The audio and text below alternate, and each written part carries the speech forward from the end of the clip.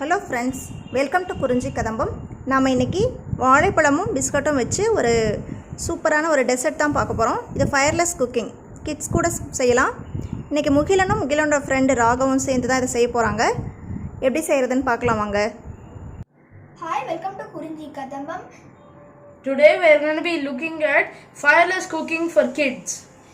இது வந்து வாழைப்பழம் பிஸ்கெட்டும் வச்சு இந்த ரெசிபியை பார்க்க போகிறோம்.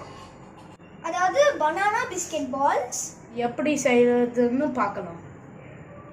தோலை உரிச்சிட்டு நம்ம பழத்தை மட்டும் எடுத்துக்கணும். எத்தனை பழம் வேணுமோ எடுத்துக்கலாம். நான் இன்னைக்கு தேவையான அளவுக்கு வாழைப்பழம் எடுத்துட்டேன். இப்போ நம்ம ஸ்மாஷ் பண்ணணும். நான் ஒரு ஃபோர்க் எடுத்து ஸ்மாஷ் பண்ணுறேன். நீங்கள் வேணும்னா ஸ்பூன் வச்சு ஸ்மாஷ் பண்ணலாம். இப்போ நம்ம நல்லா ஸ்மாஷ் பண்ணிட்டோம். அடுத்து இப்போ நம்ம பிஸ்கெட்ஸை கிரைண்ட் பண்ண போகிறோம். இப்போ 10 பிஸ்கெட் இதில் போடுவோம் சாப் பண்ணுறதுக்கு.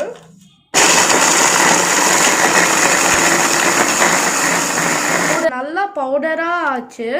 இப்போ இது பனானா பேஸ்ட் கூட மிக்ஸ் பண்ணணும். இப்போ நம்ம பனானா பேஸ்ட் கூட சேர்த்துட்டோம். இப்போ நம்ம மிக்ஸ் பண்ண போகிறோம். இது வந்து நல்லா மிக்ஸ் பண்ணிவிட்டு உங்களுக்கு ரொம்ப குழகுழன்னு இருக்கிற மாதிரி ஃபீல் ஆச்சுன்னா இன்னும் 2 பிஸ்கட் நீங்கள் பொடி பண்ணி போட்டுக்கலாம். ஏன்னா நமக்கு எக்ஸாக்ட் மெஷர்மெண்ட் சொல்ல முடியாது. அதனால் ஒரு பெரிய பழம் அப்படின்னா ஒரு 10 பிஸ்கட் போட்டிருக்கோம்.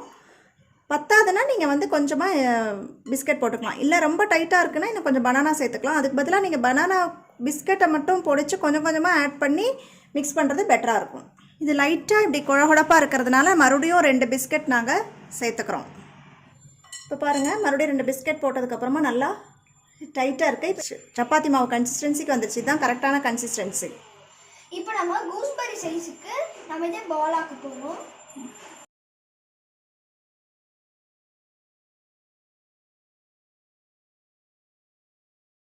இந்த மாதிரி பால்ஸ் பண்ணியாச்சு. இப்போ நம்ம இந்த பால்ஸ் வந்து டெசிகேட்டட் கோகோனட்ல ரொட்டேட் பண்ணி நம்ம வைக்க போகிறோம்.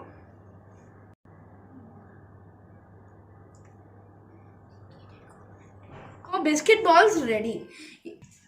இது ஒரு மணி நேரத்துக்கு ஃப்ரிட்ஜில் போடணும்.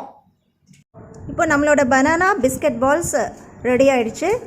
இப்போ பழம் வேஸ்ட்டாக போகுதுன்னா இந்த மாதிரி நீங்கள் செஞ்சு கொடுக்கலாம். அது இல்லாமல் கிட்ஸ் ரெசிபி தான். குழந்தைங்கிட்ட கொடுத்துட்டிங்கன்னா அவங்களே கண்டிப்பாக செஞ்சுருவாங்க. ரொம்ப ஈஸியானது. கண்டிப்பாக எல்லாருமே ட்ரை பண்ணி பாருங்கள். ட்ரை பண்ணி பார்த்துட்டு எப்படி இருந்ததுன்னு உங்கள் ஃபீட்பேக் கமெண்ட்டில் சொல்லுங்கள். பிடிச்சிருந்ததுன்னா லைக் பண்ணுங்கள், ஷேர் பண்ணுங்கள். இன்னொரு கிட்ஸ் ரெசிபியோடு நாங்கள் சந்திக்கிறோம். தேங்க்ஸ் ஃபார் வாட்சிங். வாழ்க வளமுடன்.